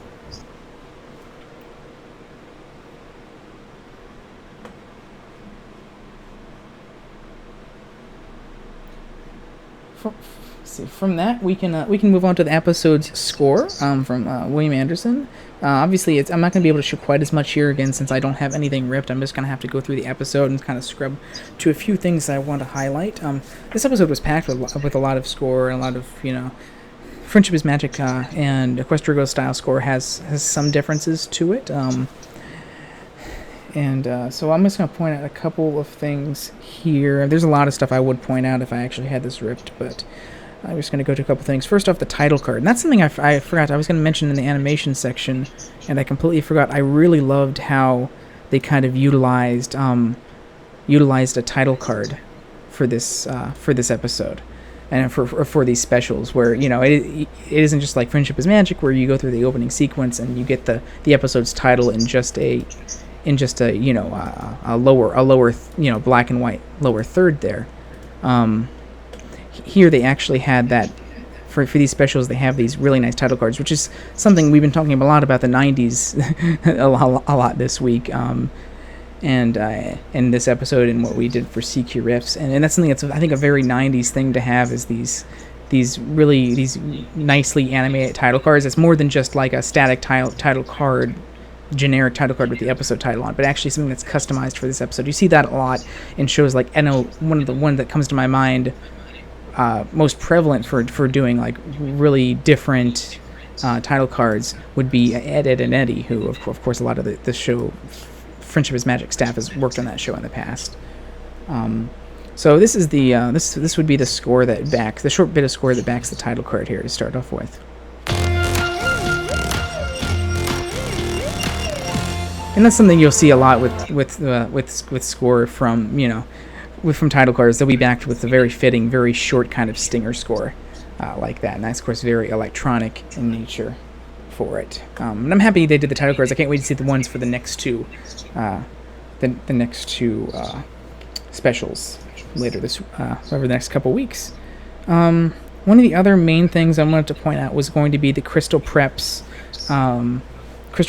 motif, their leitmotif that they get for this special here.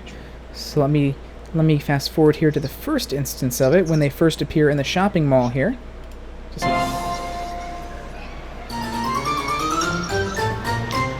This should be just right after this here. Here they come.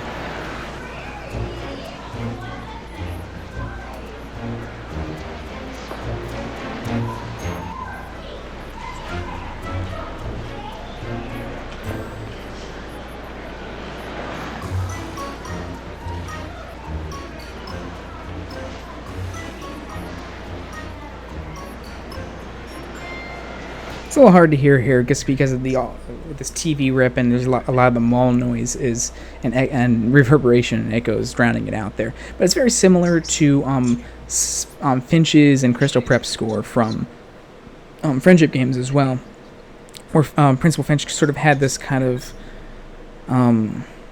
like tango, sort of like evil tango kind of score in that, and this has a very similar beat and similar style to that. Let me go to fast forward to its second appearance, see if we can hear it a little bit better there.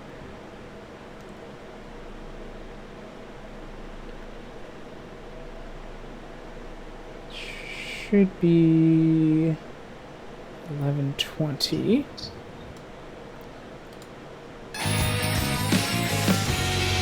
You can also hear, if I back it up here, you can hear a little bit of that Sapphire Shores track that they've been temp dancing to.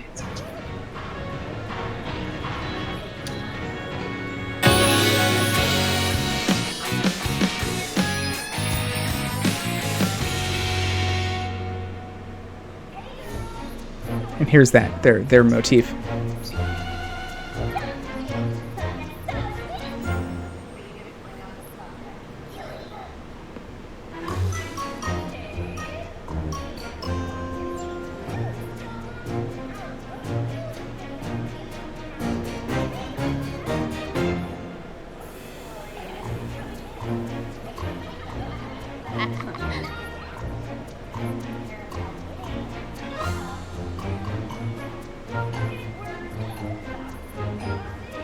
That's kind of like the main part of the motif right there, where it kind of goes down like dun dun dun dun dun dun dun dun dun dun. Yeah.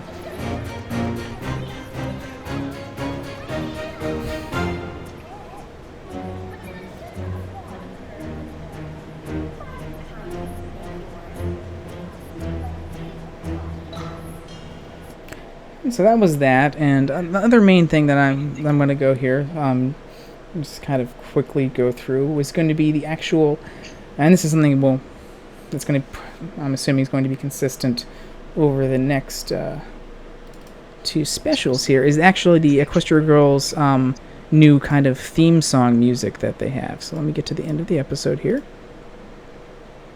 So they actually, as we saw, one of the interesting things here is that going full-on kind of TV show style format, instead of having like the movies had, where each of the movies had, a big long opening title sequence with all the opening credits and whatnot in them. This goes the Friendship is Magic route with a much shorter generic intro that will accompany all 3 specials here. So again, much closer to kind of like the TV show format, and that was interesting to kind of see what they did there, and if they do specials in the future, if they do a TV show, how they will expand upon that kind of intro, because that's obviously something. If you're going the 22-minute episode format, you don't want to waste most of that time with a long intro. So it'd be interesting to see if they continue using this or do use like a modified version of it in the future for that. So let me go ahead and capture this. And this one is interesting because I was kind of confused because they didn't really credit it. This score is really, I really like the score. You can hear the MLP theme in it. It's like an electronic dance remix of the MLP theme in it. So you can hear the main MLP motif scattered throughout this one. This one I'm going to place from the credits, which is like it's a little bit longer than the one that appears in the opening title sequence and doesn't have the voices for it. And this was actually composed by William Anderson, which is a change because usually all of the title themes for all of the movies, it's usually a song, or the MLP theme is usually composed by Daniel Ingram. But that means Daniel Ingram, besides having that the Dance Magic song here, didn't really do any composition for these specials at all. So it's kind of cool hearing William Anderson getting a chance to kind of take the reins and do like an intro title song for something for the series here. And I think it turned out really good. I really, really like this, and I've been listening to this a lot. It's one of those things you wish was a little longer, of course, but it's about 20 seconds, a little over 20, 25 seconds to fill the credits slot at the end here. That's also really, really loud. So let me turn that down. It's a lot louder than the backing score is. So here, I'll half that down there. At the end of the episode here.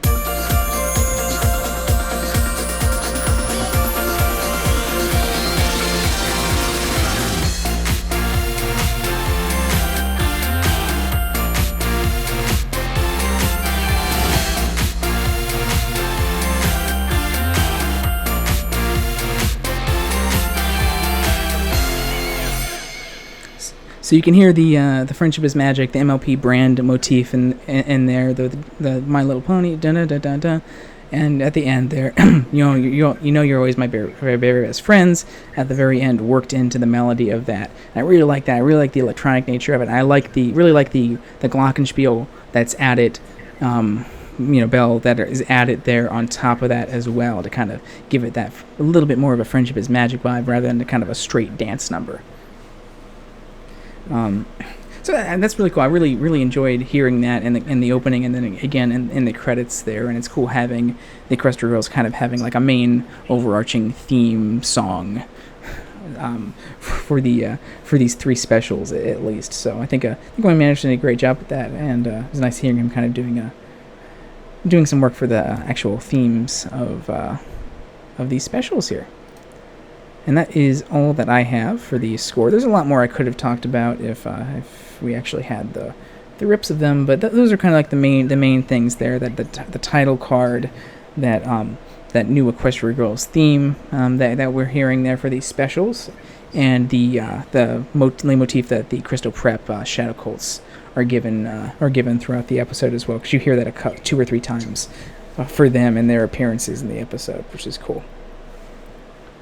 Be interesting to kind of see what we go in the next few episodes, because haven't seen them, but I'm like 90% sure they probably won't have a song in them, so no spoilers, we'll see. But I guess because I know Daniel's been so busy with the movie, I doubt they would have had him do songs for those 2 specials, so I guess we'll see.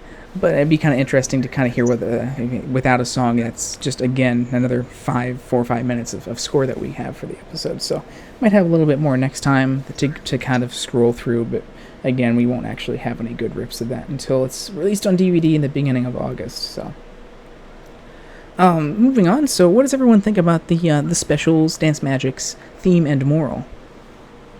There was a moral to this? I suppose probably the whole winning at all costs isn't really necessary. It's better to cooperate and what's the term I'm thinking of? Corroborate, I guess. Yeah, collaborate. Yeah. Yeah. Yeah. Collaborate. Yeah, that works too. Yeah. co-op. I was trying to think of something that rhymed, but yeah, collaborate works better, to be honest. Cooperate. Yeah. Cooperate, the law. Whatever. Anyway, just working together is better. Than especially when you're kind of deficient in an area, and you're somebody who can make up for that weakness. Yeah, pretty much the moral is if the prize money is going to be double what you need for both teams, just work together. Basically, Tim put it better. It may not be always possible to cooperate, but there's no point in competing when cooperation is possible and beneficial. And be honest with your own weakness with yourself and account for them as well, which is another good one for Tim. Yeah. Also, don't be a dick. But that's kind of a given, to be honest. I think for the Shadow Bolts, I think the Shadow Cox fits a little bit better. So. Yeah.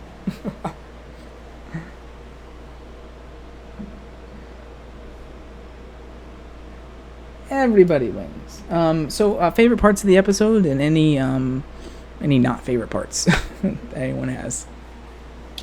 Rarity's just one of my that nom nom part of where she's just kind of eating that ice cream.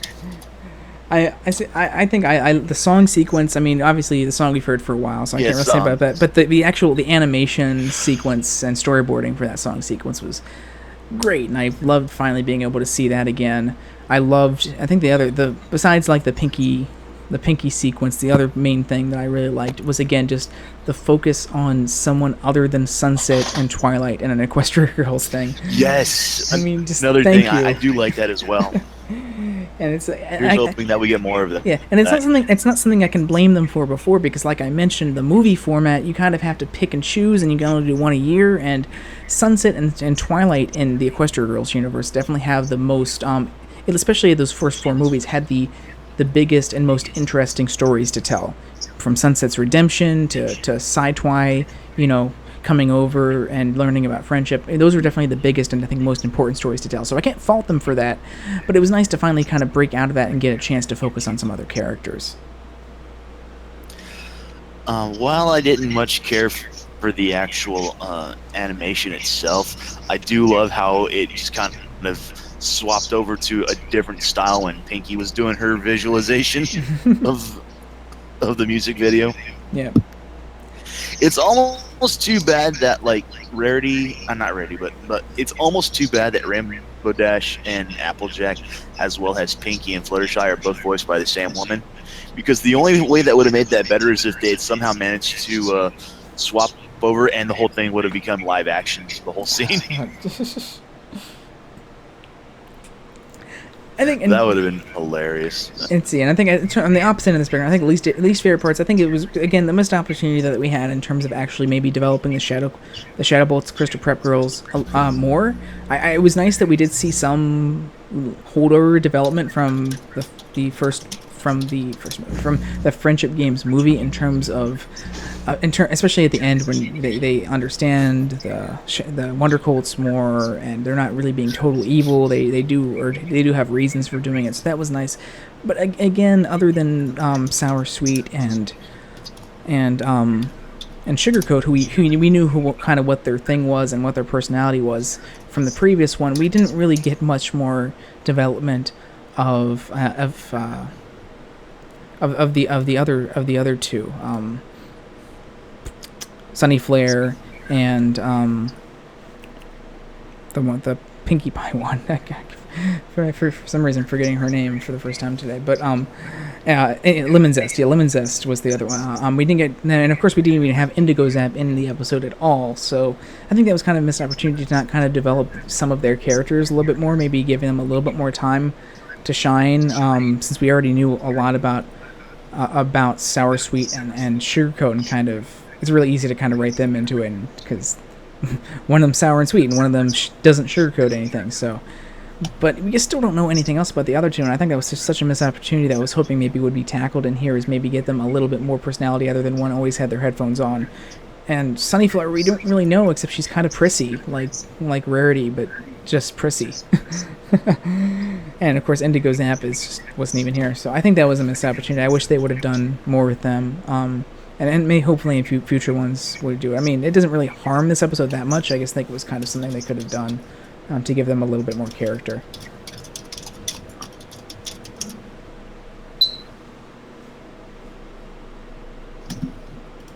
So, overall feelings, final conclusions from everyone on Dance Magic. I guess you could say it was a magical episode. Boo. But no, because now you can use that pun for the next two ones as well. Yeah. That's true.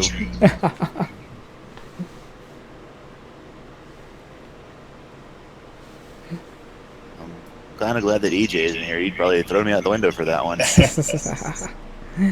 Yeah, I mean, it's something that they can maybe tackle in future specials and episodes. The problem is, I don't really know what the future holds for the series. Damn, it's like, are they going back to movies? Are they going to stick with like 3 specials? Or will they go full series and have a lot of time to develop a lot of characters? You don't know. And so I feel like we have this opportunity to focus on them more here, and who knows when the next time we'll see them will be.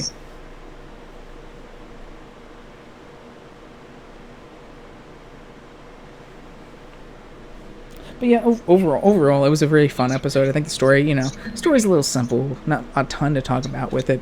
It was nice seeing the Crystal Prep Girls again at all, even, if that, hopefully we get to see like the Sirens in a future special or something again, because that would be fantastic if they bring them back.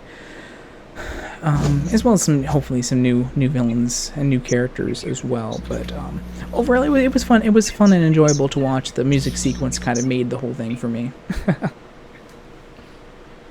Yeah, and I guess, we have to qualify this as well, being that this was written a while ago. This would have been, like I said, it would have either been the second or maybe the first thing that G.M. Barrow wrote for the actual series, since this would have been produced around the same time as the one episode she did for Season 5. So, for a first foray into writing for the series from the books, I think she did a pretty good job.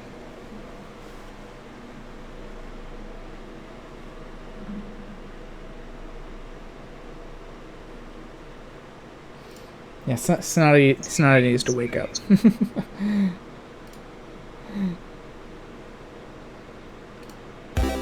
So yeah, that'll be about it for us tonight, this evening, this afternoon, wherever, for Equine Episode Examination. There we go. So yeah, thanks so much for joining us for that, and we are not done yet. Of course, this weekend we will be live chatting over the second Equestria Girls special episode over on Discovery Family at 11:30 a.m. Eastern Daylight Time, so make sure to join us for that. The next one is, of course, titled Movie Magic, so there's definitely a theme going on in the titles for all of these.